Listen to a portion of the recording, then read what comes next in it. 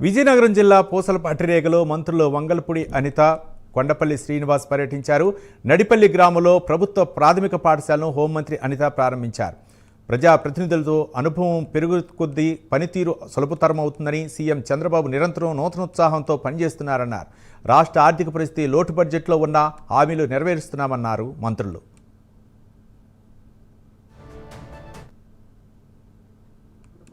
రెండోసారి చేసిన పదవికి చాలా డిఫరెన్స్ ఉంటుంది. మొదటిసారి అతి ఉత్సాహంగా పనిచేస్తాం, రెండోసారి చేసిన పదవే కదా ఇలా చేస్తే సింపుల్గా చేసేస్తే అయిపోతుందని రెండోసారి తేలిక అవుతాం, మూడోసారి ఇంకా తేలిక అవుతాం.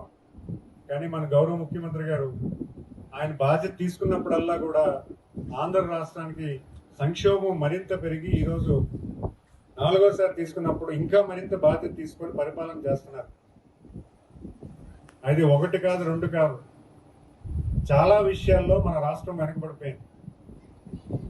ఆయన పరిపాలన తీసుకున్నప్పుడు మనకు లోటు బడ్జెట్, మన ఎలక్షన్లో చెప్పిన ప్రామిసులు చాలా పెద్దవి. నా మంత్రి శాఖలో ఉన్నటువంటి పెన్షన్ కార్యక్రమం సుమారు 33,000 కోట్ల రూపాయల ఆర్థిక భారం ప్రతి సంవత్సరం. 33,000 కోట్ల, నెలకి 2,700 కోట్ల రూపాయలు పెన్షన్ నిమిత్తమే మన ఇంటింటికి వెళ్ళి పంచుతున్నాం.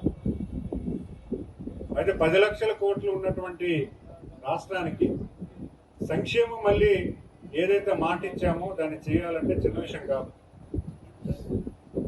ఆయన పదవి తీసుకున్నప్పటి నుంచి రాష్ట్ర ఆర్థిక పరిస్థితులు మెరుగుపరచడానికి, రాష్ట్రానికి